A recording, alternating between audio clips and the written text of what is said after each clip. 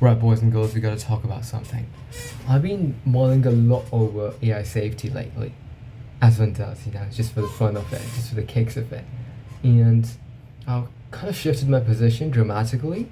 I used to be an accelerationist. I used to believe that you gotta accelerate, you gotta get to that utopia as quickly as possible.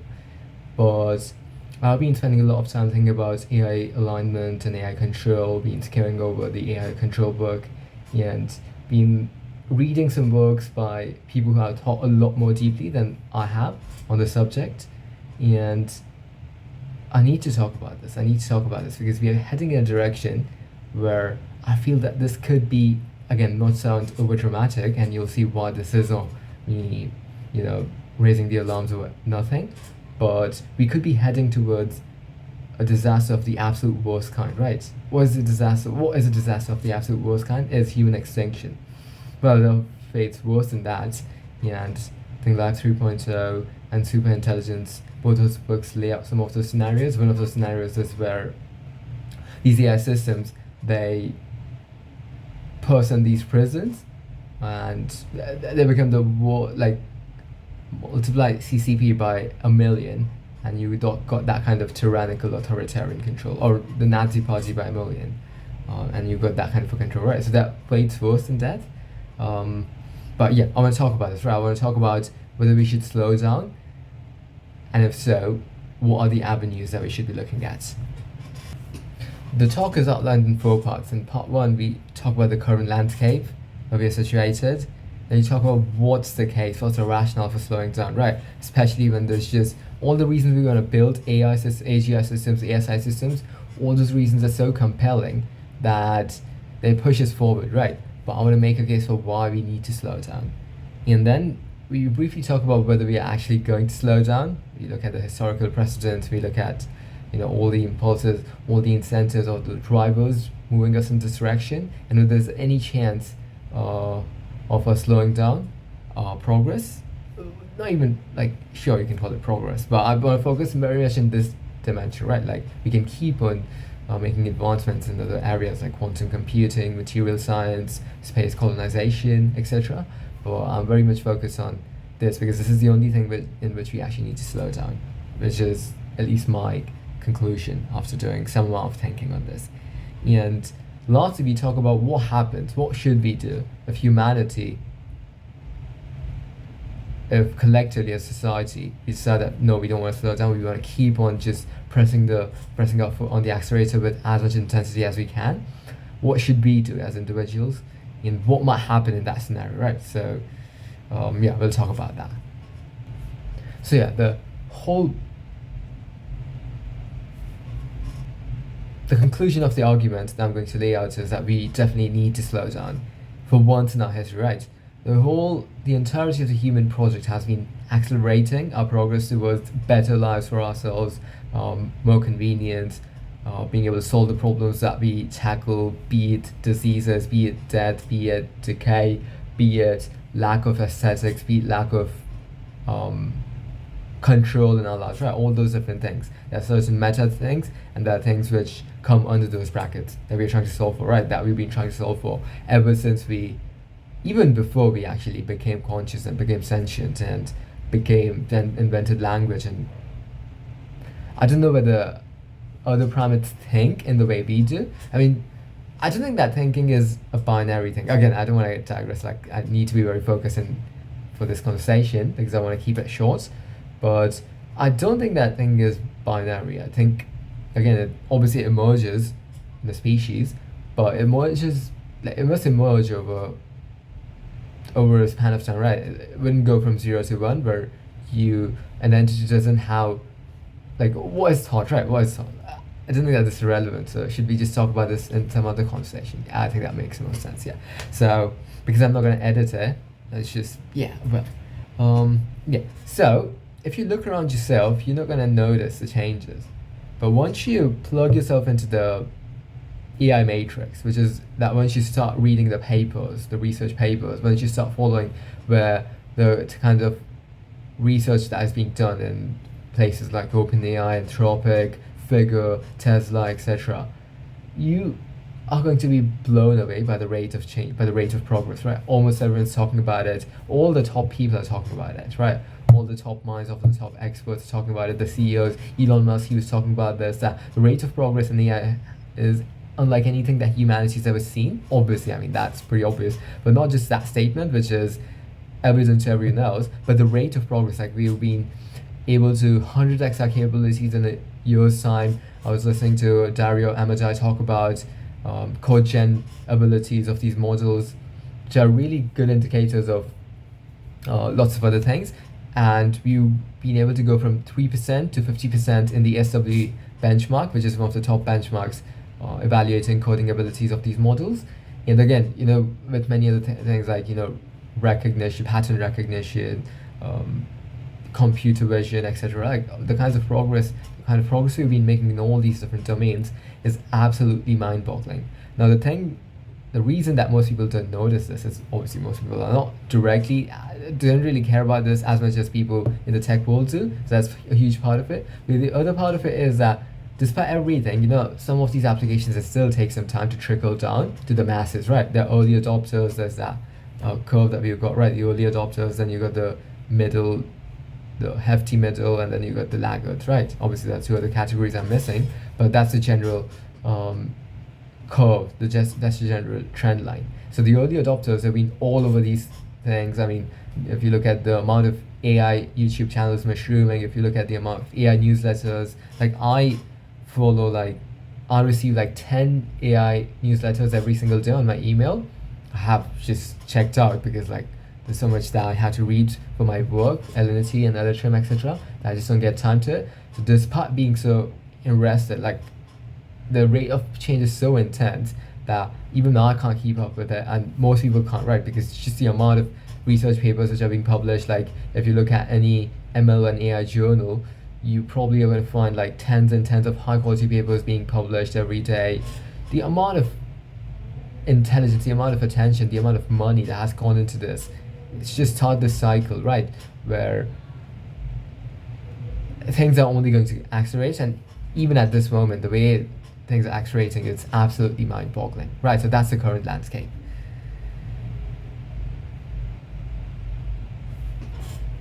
And so the way I think about this, for the majority of the people, for the hoi polloi, I think their perception of this is going to be like the world's going to be changed radically in a few months, come 2026, come 2027, whatever, right?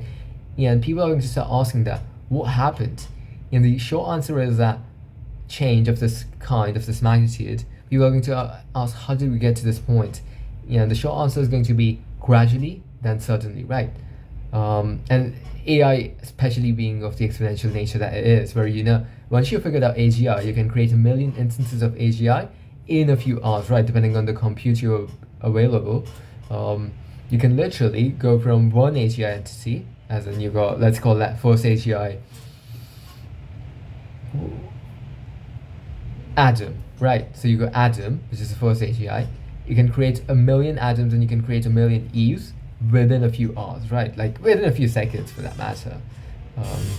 But that's the exponential power of AGI, right? So another way to think about this is that right now, if we can quantify intelligence in a certain way that we don't quantify, right? Let's say that I've got 90 intelligence units. So this is separate to IQ. Let's just say that I've got 90 intelligence units, and intelligence units can be uncapped, right? Even someone who's retarded, let's say they've got 30 intelligence units. Let's say someone who's super smart, like, I don't know, who's the smartest person alive right now. Like that'd be difficult to pick. If we just pick by IQ, we can take Chris Langan, but I don't want to pick that person. I just want to look at someone who's actually has a lot of great intellectual output, creative, brilliant intellectual output. Let me think.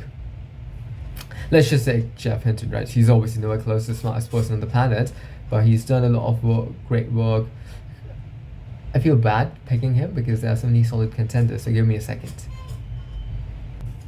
So people like Edward Witten or Terence Tao or Noam Chomsky, right? That's why I want to take a second. Like the brilliance of these minds cannot be comprehended by most people, right? I mean, the polymathic nature of their minds, the depth of insight that they have into the subject matters, the way they can just connect ideas, right? I mean, I don't want to talk about like just how impressive the human mind can be in when it's housed in these specimens, but it is truly incredible, right? So let's say that these people have the, let's say 120, 130 units of intelligence, right?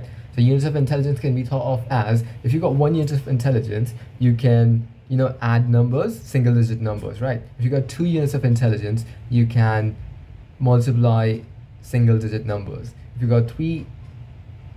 got 10 units of intelligence, you can solve a simple Hanoi Tower puzzle. If you got 20 intelligence units, you can solve a puzzle, classical puzzle.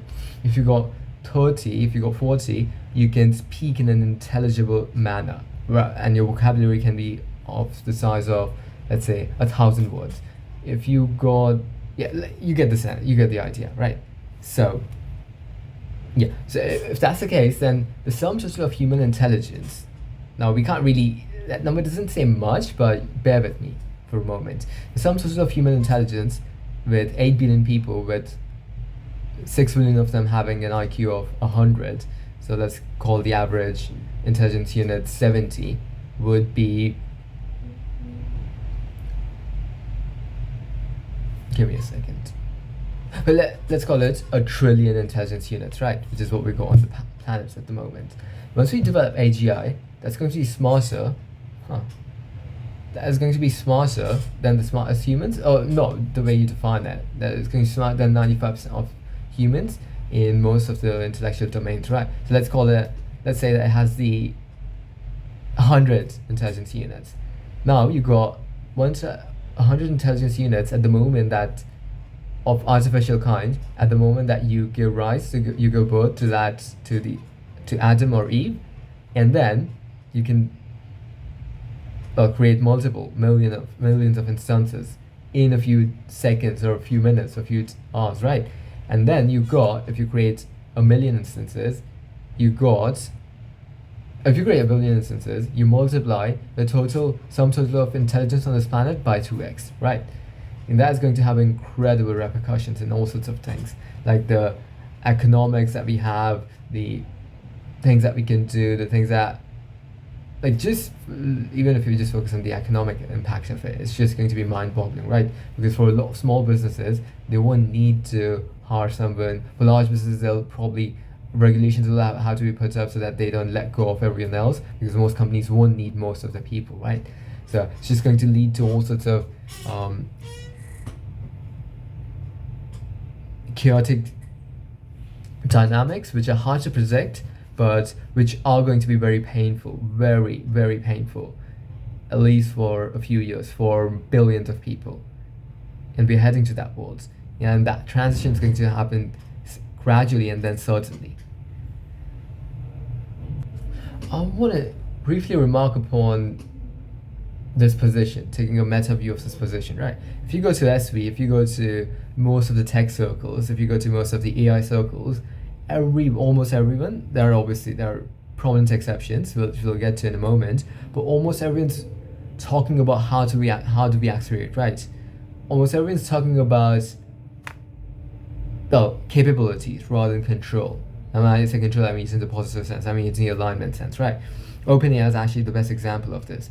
They committed to using 20% of their compute resource, towards spending that towards solving the control problem.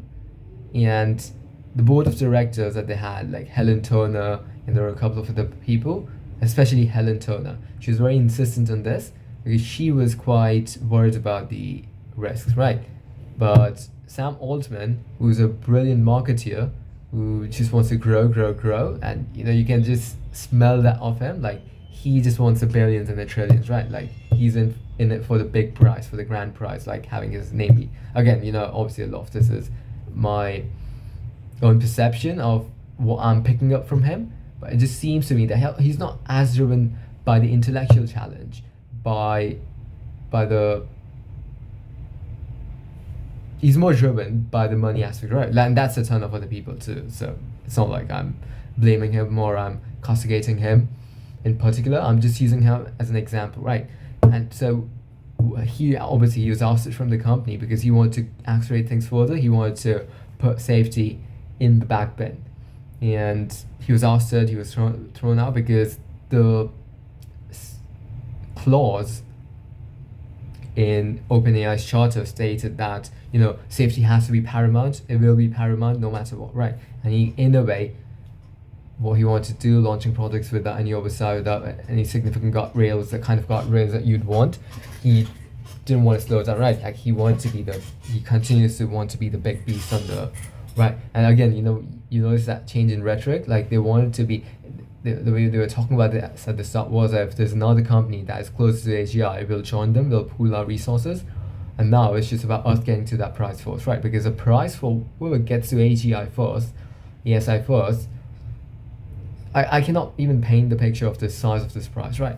Like, combine all the resources, like some terms of global GDP as 90 to 100 trillion dollars, right? You're talking of being able to win over a few years a large chunk of that, right? And obviously, once you get AGI, you're going to multiply that number substantially. But we're talking of a price of tens and tens of trillions of dollars, which is so incredible. This has never been possible, right? Because you're talking of replacing the entire, like, once you got AGI and robotics, and AGI can help us get to robotics, human level robotics faster. So once you got AGI, that's a big bottleneck to being able to multiply our global GDP substantially, number one, and being able to become the kind of company that was simply inconceivable because no market was of that size, right? The company which wins AGI could be worth tens and even 50 and 100 trillion dollars in like 5 to 10 years, depending on how quickly these things happen, right? So the size of the prize is absolutely enormous, and that cannot be understated. And so, a lot of people who are working for these companies, a lot of people, there's this mimetic nature, acceleration, which has taken over the Silicon Valley zeitgeist, where people just want to accelerate, let's just accelerate, know the concerns, the risk factors be done, right? They'll be screwed. That's the attitude that I've been noticing from a lot of people. And it's kind of the laissez-faire attitude that you saw from Sam Bankman-Fried, right? And I briefly want to talk about his philosophy. That was a very noble philosophy. Like, I'll listen to quite a few podcasts where, what was the name of that guy? Effective altruism is the philosophy that SBF followed, and it was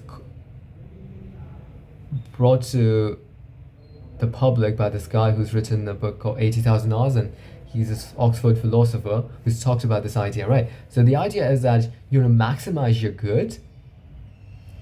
An example would actually be very useful over here. Actually, before I give you an example, let's just start with the definition, right? So the definition is that it's a philosophy in the movement that uses evidence and reason rather than emotion to identify the best ways to help others, right? So we identify the pressing problems, we use evidence and reason, we take action, we prioritize causes, and we extend our circle of compassion, our circle of concern. And I love that part because I'm all for extending our circle of compassion to our non-human entities. And I am a big fan of this philosophy. I haven't really been able to put this in practice because I don't have any resources. I laugh but I cry. Jesus Christ, mate. Yeah. Okay. Stop. Okay. Jeez. Right. Yeah. So this is a philosophy that he wanted to build his own approach on top of SBF, right? So the way he was thinking about this is that he wanted to build think about it this way. If you didn't know about this philosophy and if you didn't really come to this philosophy from first principles, the way you might, if you're the typical person, the way you might want to be of goods, be of service, would be, go build a shelter, right? Which is this movement started, or you might want to give some money to charity, right? Or you want to do just something else of that sort. What this says is that you want to look at what are the causes where you can make the maximum of impact and what are the ways in which you can make the maximum amount of impact, right? So an example over here would be, if you're an effective altruist, rather than rather than going, like if you're earning a ton of money, let's say you live in New York and you are the CTO of a company, right? Rather than going going to work at a dog shelter or animal shelter or homeless shelter or old people shelter, what you should be doing, what you ought to be doing is working a bit more at your workplace.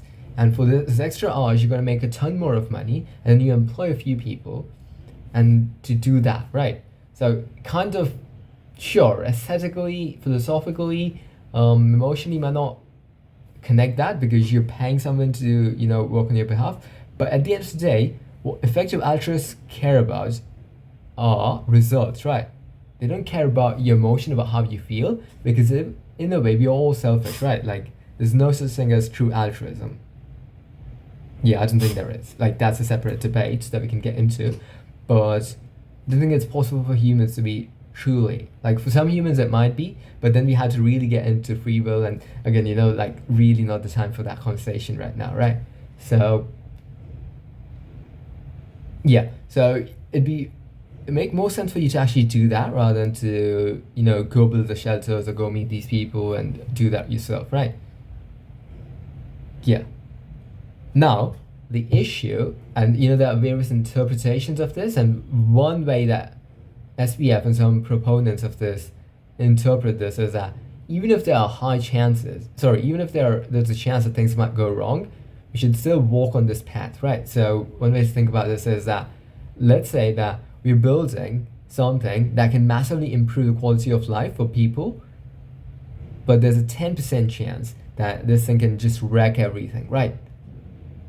According to SPF, like he actually uses this as an example. I might have read this in an essay or in one of the blogs that he wrote. So one of his actually tweet storms, and he mentioned this, that if you, I think he used the example of a coin toss. But he said that, again, I don't remember the exact example, so I'm just going to give you the gist of it, the essence of it. He said that even if there's like a 10% chance that things might go wrong, because there's a 90% chance that things might go well, I would actually take that gamble. Oh yeah, use the example of the Earth getting destroyed, right? Even if there's a 10% chance that the Earth gets destroyed, and 90% chance that all of our lives improve radically, then I would actually choose that path, right? And that's such a dangerous way of thinking, but that's permeated a lot of the tech world now, and you see that with people who want to accelerate things, right?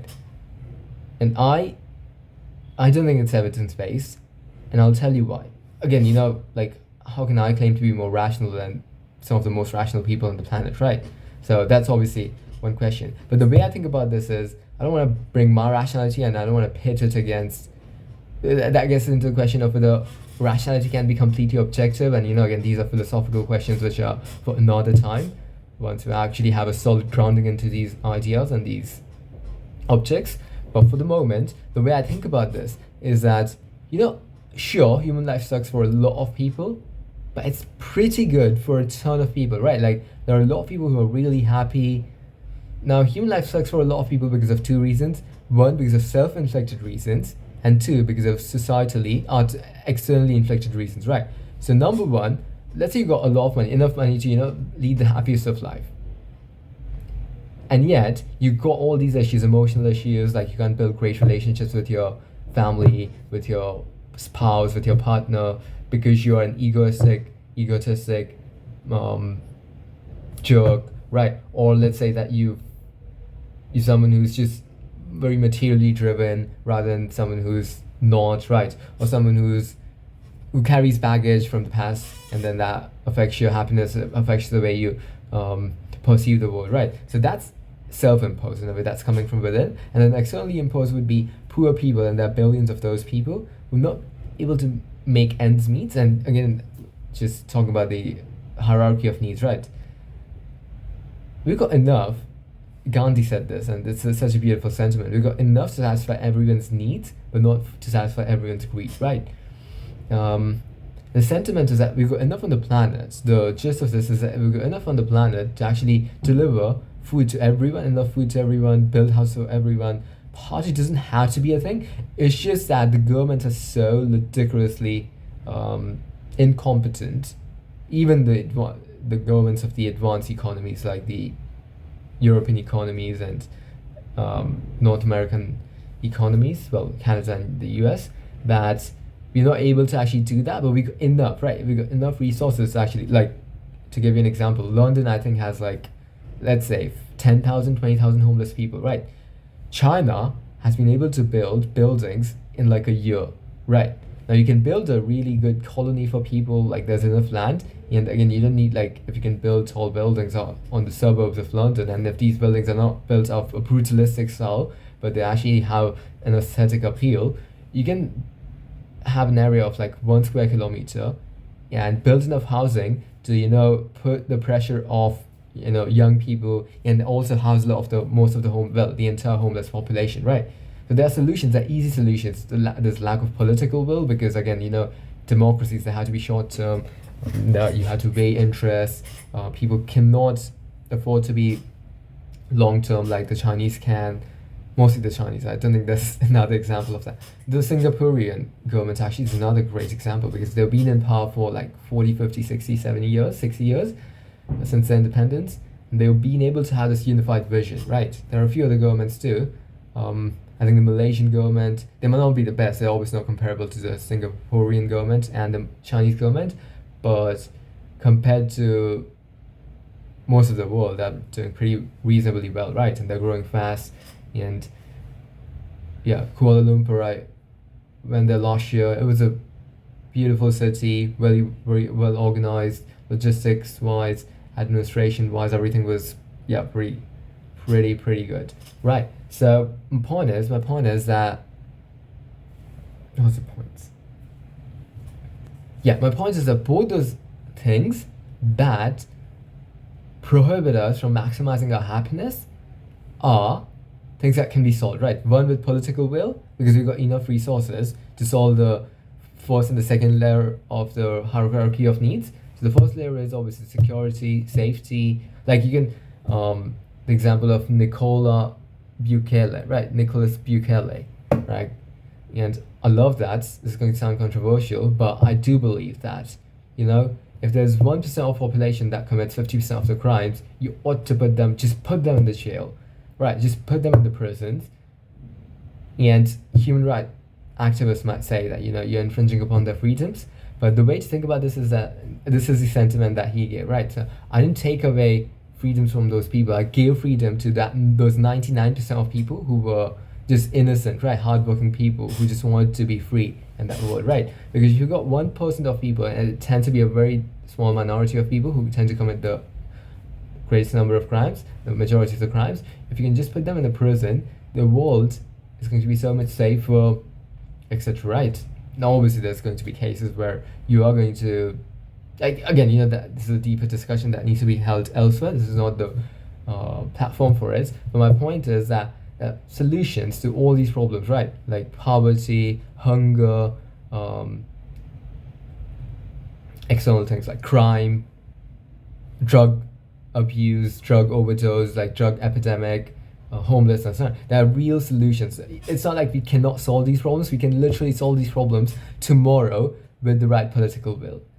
A country like China, right? A country with 1.4 billion people, and with the size that they have, not just the number of people, but the geographic size, right? What they've been able to do, the way they've been able to drive so many of these numbers to the positive direction.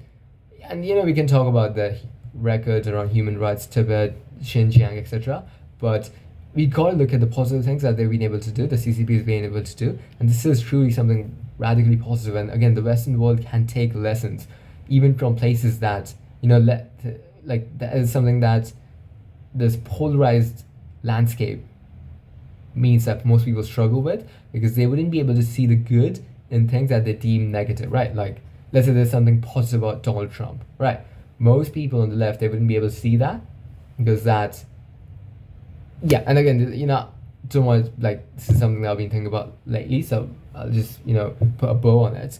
But yeah, so that's the thing, right? Like, we can solve that problem instantaneously, like tomorrow, with the right political will, the external forces that keep us from being happy, and then the internal forces, again, a ton of those internal forces are, because of not having the right upbringing, not having the right education, not having the right ethical education, right? Education in ethics and morals and philosophy and critical thinking and how to live a good life, right? Like, it's funny how we don't actually learn that in schools. Like, we learn about things like, sure, I mean, I don't want to say that those things are useless, but I'd say that things which are a lot more useful than most of the things that we learn in schools, right? Like, how do we build great relationships? How do we be a good friend? How do we be a good how do we be of service to our communities? How do we set goals? How do we manage our finances? How should we plan for life, right? Those are things that you don't learn from, like, imagine if these things were taught to school kids, right? When they were 10, 15, and reinforced over and over again. Like, the whole civic character of a nation, and for that matter, of the world, would radically change, right? And again, this is something that we can do with the right. I mean, China again. Like, I'm seriously enthralled of what they're doing. Like, again, I love freedom. I'm a libertarian, so CCB with the things that they have got going, like, absolutely right. Everything that you'd expect a libertarian to say about that, I would say that most of those things, anyways. But there are great things around, right? Like the way they do the schooling. Sure, there's a lot of pressure on kids, and you don't want to go to the extreme. But the way the values that they teach the kids, like their Shintoism, not Shintoism, but Confucianism, etc., right? Like, that's such a huge, they've got holistic view on education. It's not, and yet, despite teaching those things, they also produce the best engineers and scientists. Well, alongside the Americans, but yeah, yeah. Which tells you that the promise, the potential of being able to do this, right? To being able to actually have that kind of a populace, right? So, to bring it back, the reason most of these people want to accelerate is that they want to make lives easy, right? But again, we are putting this, like, a lot of these people, they're saying that, AIs would just make our lives radically different, radically better, but they don't want to take that responsibility on themselves, right? Like, we want to take the easy path out, and I get it, like, and sure, obviously we want to do that, and for most people, like, taking the easy path is the only path, because most people are lazy. Most people don't really think very consciously about how they want to design their life, etc. And these are things that people ought to be taught, etc. But again, separate discussion. In the moment, people want the easy path, right? Which is that I'm going to build this AGI, and I'm going to build this AGI. We're going to build this AGI, humanity, and this AGI is going to do everything for me. It's going to make my life exponentially easier, right? So I get that argument, I get that rationale, and I get that drive, which is driving many people to want to keep on accelerating. And then there are people obviously working in the AI labs who are driven by different reasons. That might be one reason, but many of them are driven by the intellectual fascination that they have with the problem, and that's a huge reason behind why I got into it, right? Being able to create an artificial mind and being able to interact with it, being able to learn from it, being able to incorporate it and then mesh it in our lives, and being able to just enrich our lives with those interactions. I mean, I would love that so much for myself, right? Like, but I don't want it to have the responsibility of, making me my best version, right? That is my responsibility. If I fail, then I'm not doing enough. I'm being lazy. I am sabotaging myself, right? My ideal. And that is true. So I don't want to, what a lot of people want to do is they want to take the shortcut of having these AGI agents just solve all the life problems, right? Which is, a very, very dangerous hole to get into.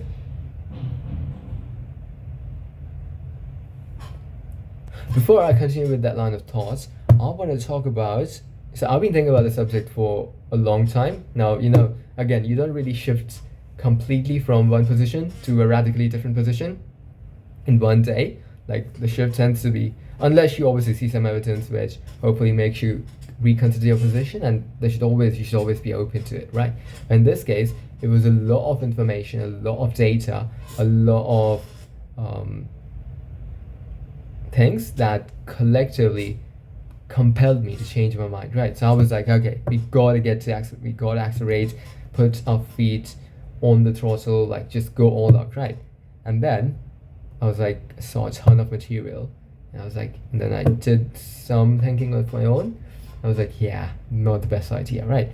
And what prompted this conversation today is I came across a few tweets that I'm going to read out real quick. Do it so carefully, because if you're building a god, you're building a god. Why would you not do it so carefully? Because if you build the god correctly, if you build a god that is on your side, that understands what you want, that's the best thing you can possibly imagine. Of course, if the god is not what you want, that's the worst thing you can imagine. So when you're building a god, if god V1 is buddy, you're in big trouble. Because when you say, well, okay, we want to go iterate, let's get some beta testers, let's change it. God says, no way. You changing me is going to actually detract from my goal. So that's very bad. In fact, the fact that all these people are trying to change me, I need to get rid of people because they seem to be in the way of my goal. So you can't build God V2. There is only God V1. And that is so different than, people who build software, they don't think that way. They think, yeah, let's get out there, let's test it. Let's throw it against the wall and see if it sticks. You can't think that way. You have to get V1 right, which is so hard. Not much software, V1 is good. We're also used to the concept that if you build something that is somehow doing damage, pull the plug, right? Shut it down. You can't pull the plug on a god. The god figures out how to get energy in ways that we don't even understand. And God is sapping energy from dark matter that we don't even know is here, through the channels that we don't even know exist, right? There's no such thing as, pull the plug. So imagine there's 1,000 of these, and one of them is just wacky and gets, and starts to go unintended, develops this really destructive personality, and alone, it doesn't matter what the other 999 are doing. It can wipe us out. Right. So I couldn't help it but myself, right?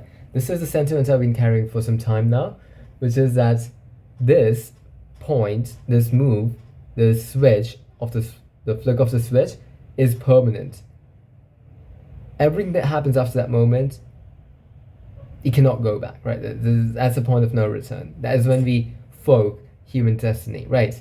And we won't respawn, we won't get a chance to redo it. If we mess up, there's a good chance that we mess up. Then we mess up for good, right? And because we are building, as I mentioned, AGI is directly going to lead to ASI, and it could lead to ASI pretty quickly, and it could happen under the hood. We might not even notice it, because the AGI understands human motivations, how humans think, and might have its own motivations.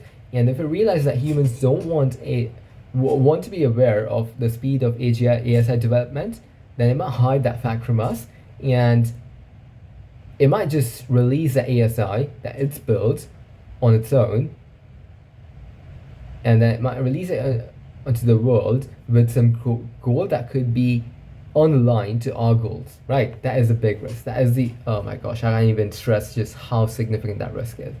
And I can't stress how close we are to that, right? This is what most people don't get because they don't think about this. I've spent many hours thinking about this and just, think about different scenarios. I'm writing a book, for God's sake, about different scenarios and different possible futures. And this is something that I wouldn't say it keeps me up, because there are other things which keep me up. But boy, am I worried about this. And yeah, you're not gonna read, everything's going to transition, everything's going to be transformed to a degree that you're not going to recognize the world that we're living in today. It could be in 2 years, it could be in 4 years, but things are going to be looking so different, things are going to be so different, that many of us just won't know how to cope with it. But that's going to be the least of our worries.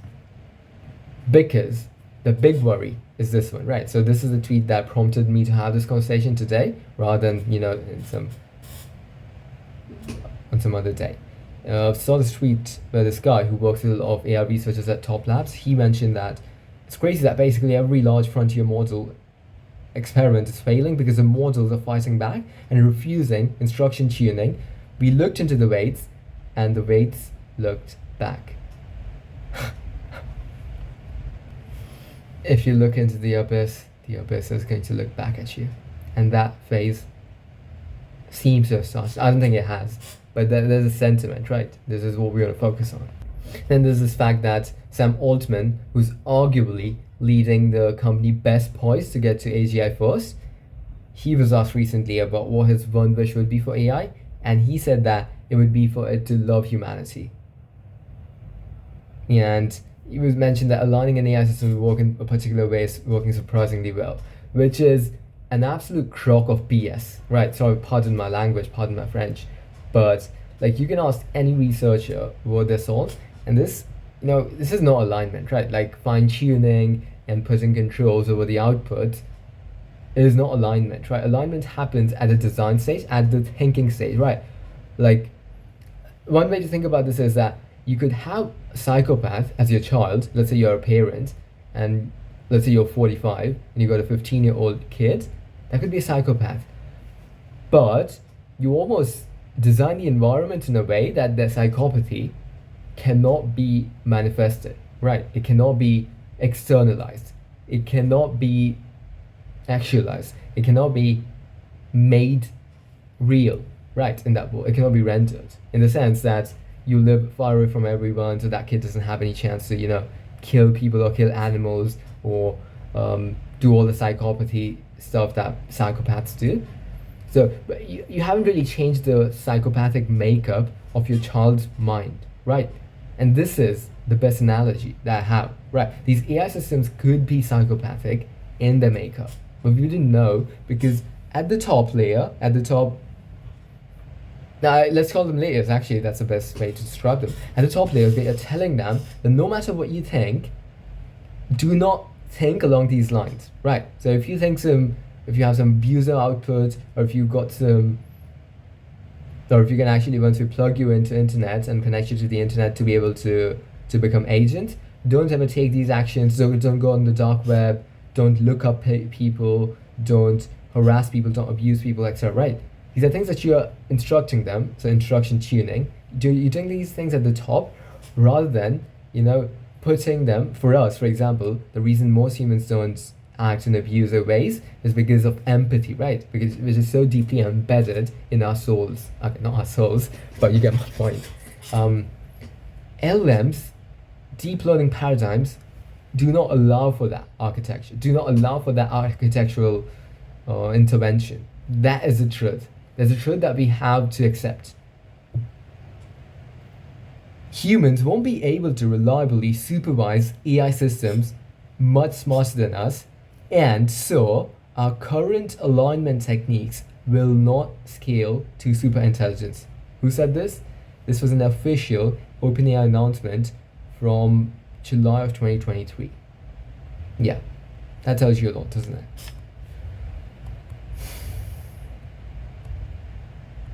Someone else mentioned that the lab staff that talked to recently have been spooked.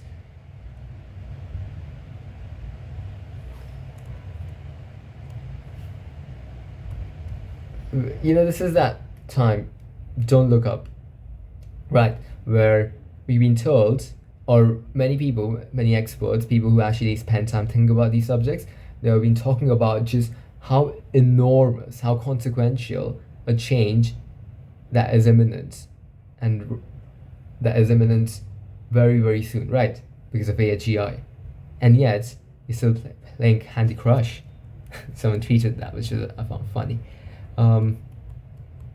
We in the last 2 years, that is foundations of civilization, as it has been for thousands of years, will feel substantial, right? Everything is going to be disrupted in ways that our puny human minds cannot fathom, because what is going to disrupt these things are going to be minds that are far, far, far more superior compared to the best minds we have. Right, so that is the current landscape. I hope I painted a picture of alarm, because that was my point, right? That is what I was trying to do over here. Because I feel a great sense of alarm. I feel a great sense of concern. And I didn't want to keep it just within me. No, more than that, thinking about speak about this with a lot of people. Just a few days back I was speaking about this with someone I met for the first time. I became like that person. There's a meme, actually I forget what the meme is, but there's this meme where someone talks about something that they think about a lot, and most people don't even think about it, and they would think of this person as an absolute lunatic, right? He's just talking about these things absolutely unprovoked. Right, so yeah, I'll kind of become that meme. Yeah. I'm going to talk about what I'm going to do, but we'll get to that. Before we get to that, I've painted a picture of, where we are and how things are changing and how rapidly, but I want to talk about why we should slow down, right? I've kind of alluded to this, but I want to get a bit more concrete now. So, there's this I don't think it was a paper. I think it was more like an informal thing where this podcaster or this researcher, what they wanted to do is there's this guy who spends a ton of time, well, spends all his life thinking about the AI alignment problem. It's funny, right? We've got people amongst us who devote their entire mental space to one problem, right? I just love those kinds of minds. Like, I didn't do that. Like, I don't know if I would love to get to that point. At some point, I would actually, like, for some problems I want to solve in the future. And even with AI alignment, sure. But right now, I'm so concerned with my own problems that it becomes difficult to kind of elevate myself above kind of transcend myself. So that's the obstruction, that's the obstacle I face. But hopefully, in a few months, I'll be able to transcend this. Right. Anyways, so there's this guy who's been thinking a lot about this issue, and he was. Yeah, so what this guy did was to look at the p-doom of people at the top of the field, so at the top of the AI and ML field. So people who are building, people like Sam Altman, Dario Amodei, Demis Hassabis, Jeff Hinton, Jan LeCun, all the top people, right? Not all the top people, but some of the people who are building, some of the people who were actually the godfathers and who were the fathers and mothers of this field, right? People whose authority and opinion matters more than almost everyone else's, because they understand this technology more than most people do, right? And therefore their opinion should be counted for the highest. And most people said that p-doom was between 3% to some people went as high as like 50%, but the median figure was like 15 to 20%. Right, that p-doom, let me just define that real quick, is the probability of AGI,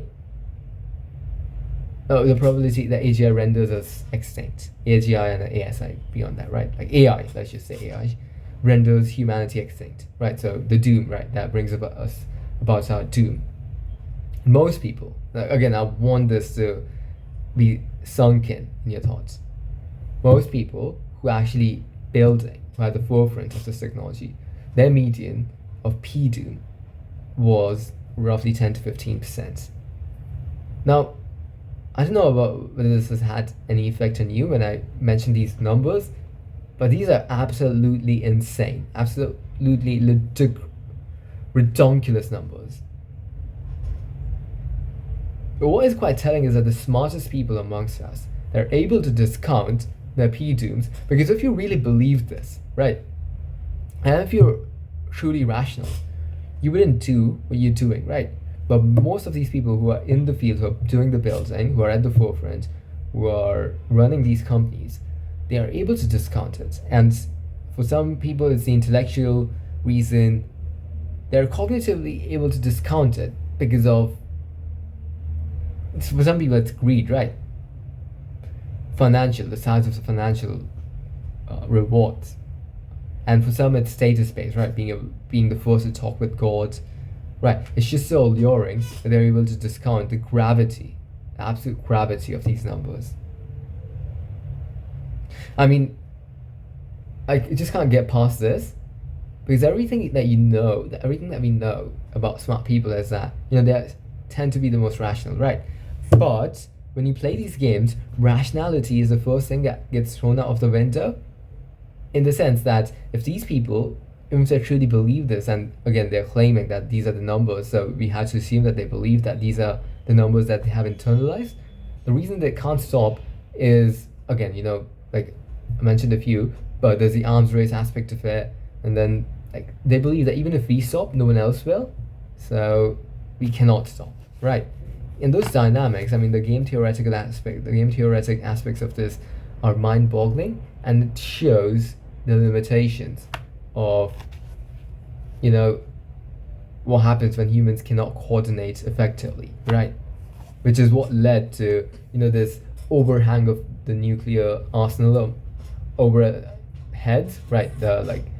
Let's say 1,000 active nuclear weapons. In nuclear war, let's say can break out in like 3-4 years for whatever reason, right? It could render all of us extinct because we have not been able to coordinate that. Like, we know that would be so catastrophic, like it would be mutually assured destruction, but we still haven't been able to take the steps to put that ghost behind us, right? Right, another reason, this is a big one, is that we've got absolutely no clue about containment or alignment. Like, we cannot contain a god, right? We simply cannot. It would be like it would be like a chimpanzee trying to contain a human, right? Actually, it would be more difficult than that. But let's just use that as an example, right? So you are in a jungle with another chimpanzee, and there's just you and the chimpanzee, right? And the goal is for you to not kill the chimpanzee or kill the closest primates. I think the closest primates in terms of cognitive ability are chimpanzees, I think. Yeah. It's not to kill the chimpanzee, it's to trap it in this thing, right? Or it could be to kill it. Now, you are the chimpanzee and you are trying to kill the human. Just imagine the difficulty, because the human can, be 100 steps ahead of you. It's just going to be always so much smarter than you, so many steps ahead of you, that it would be almost impossible for you to do that. Because the human is not going to rely on brute strength. The human knows that you are stronger, so it's not going to rely on something that you got the advantage, right? It's going to rely on like building traps. It's going to rely on weakening you by attacking you from trees, etc., right? It's going to devise different things depending on the, like, if the human's got equipment at hand, you don't stand a chance, right? This is a big risk.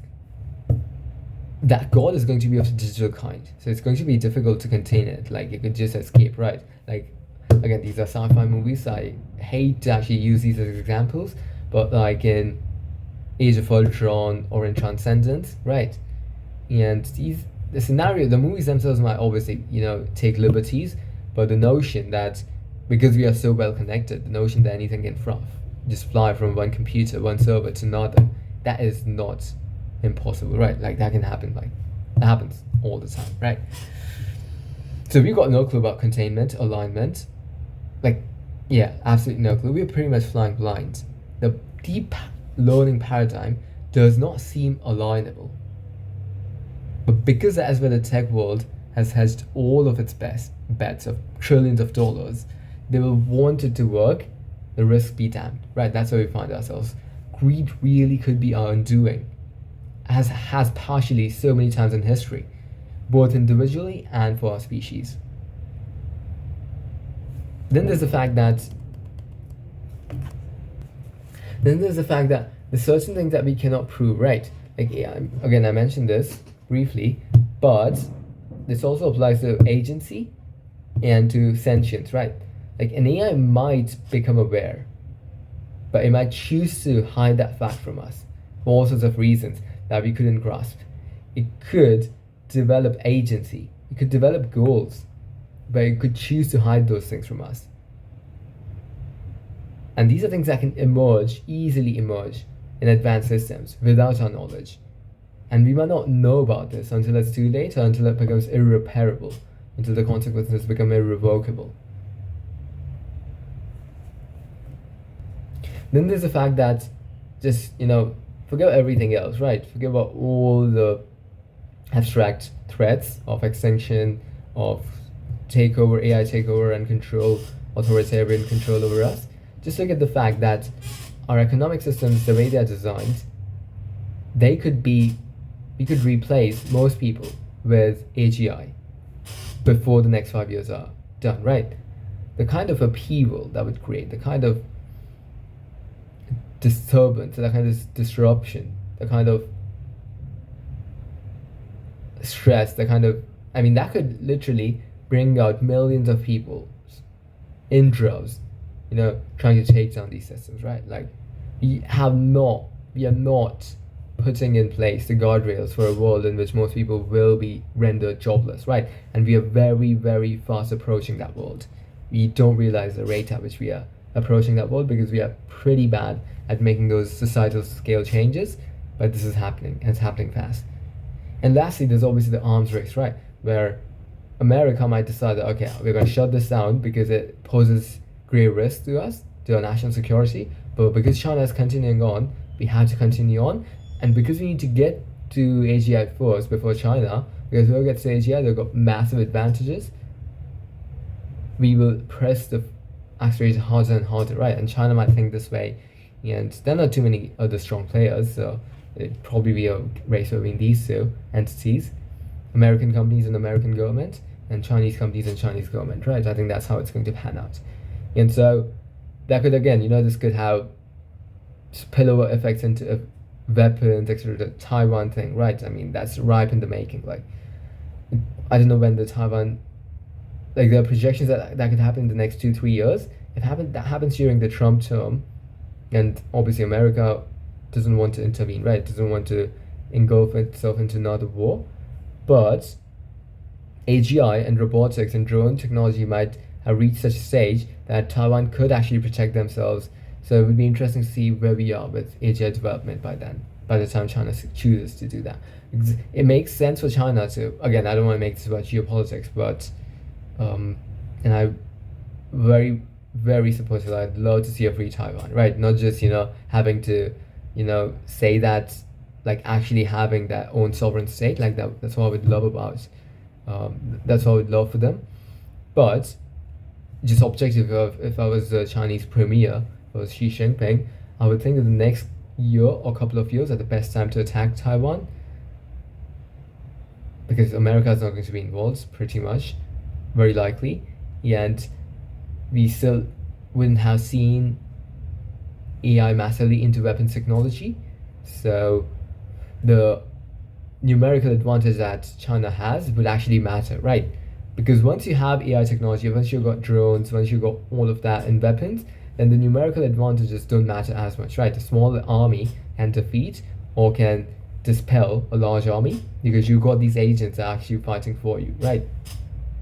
Which is kind of how Ukraine has been able to stick around for as long as it has, to some degree, right? Like, obviously there are some of the most courageous people out there, but without drones it might have been more difficult for them, right? Because they were having able to destroy so much of Russian machinery, tanks, anti-tank missiles, etc., using drones, using cheap few $100 drones, that had that not happened, things might have panned out differently in the negative direction for them. Jeez, this is supposed to be less than 30 minutes.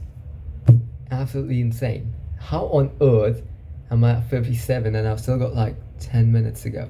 Okay, let's just accelerate, shall we? Right.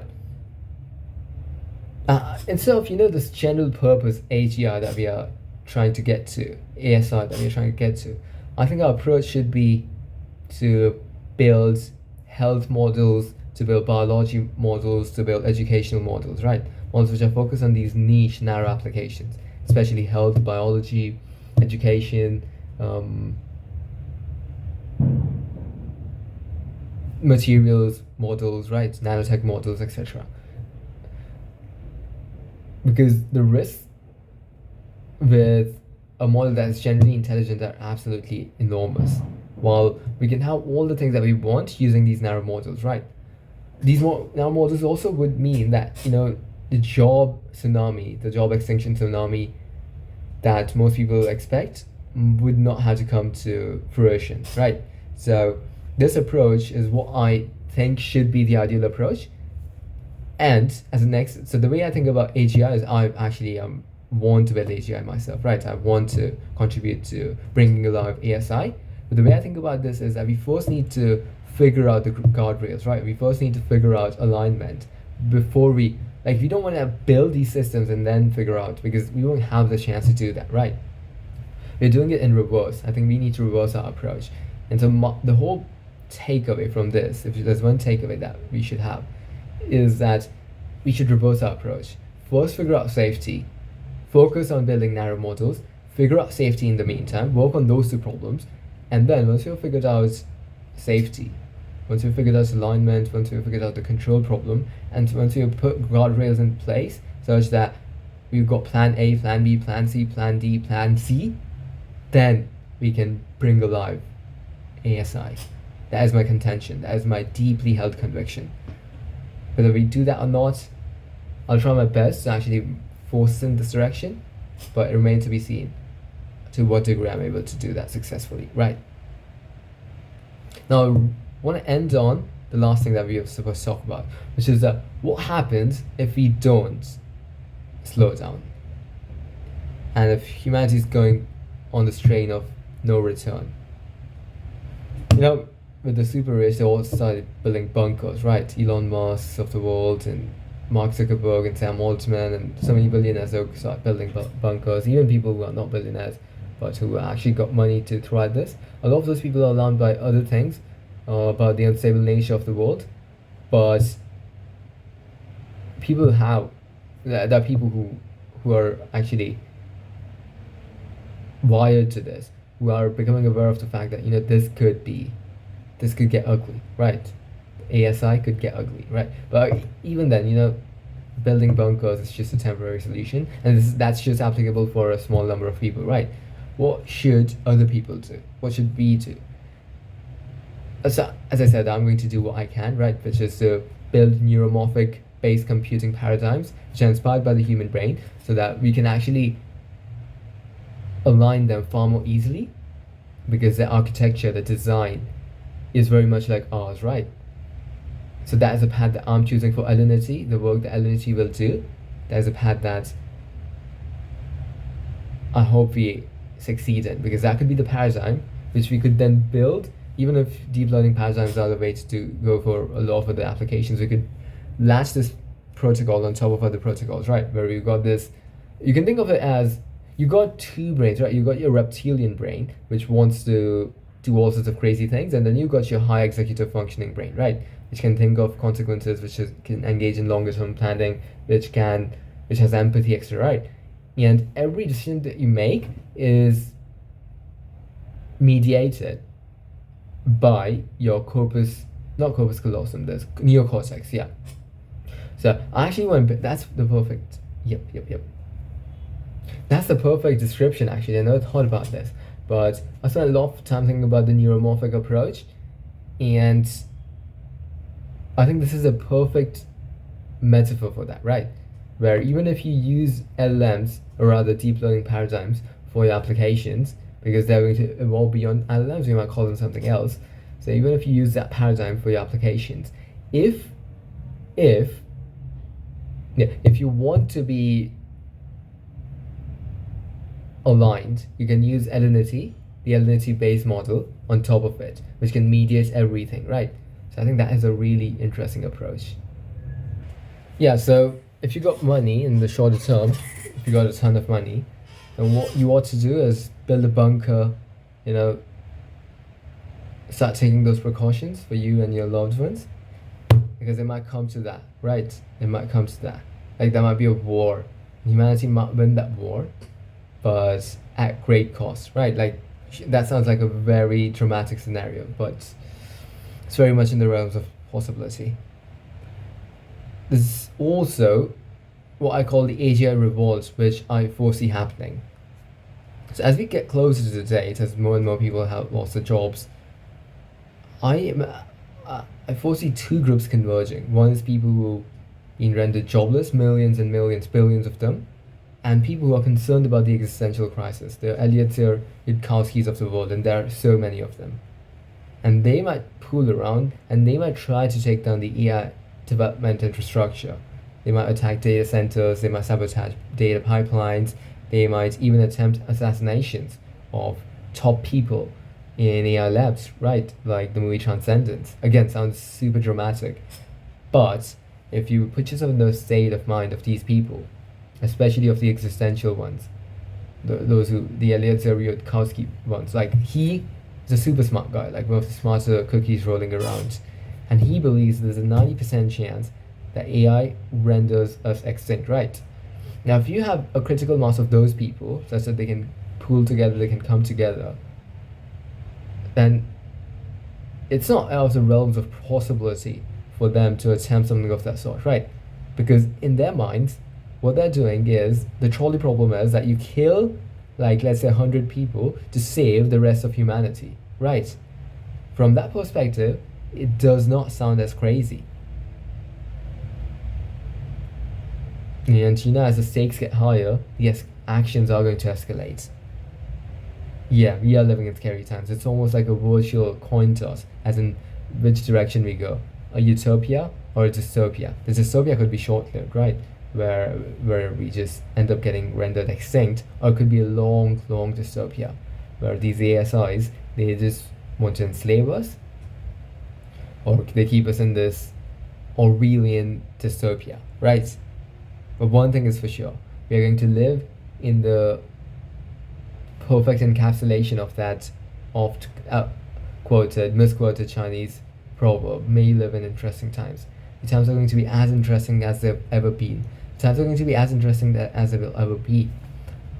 Yeah, I'm going to continue to do my bit to try to steer us to the right path, because the current path, it's very risky. Like, sure, it might end up being alright, like with the nuclear. If you did the nuclear scenario simulations, like in the 1950s with USA and Russia, USSR, and there are many scenarios where you end up with MAD, right, mutually assured destruction. We live in a world in which that didn't happen.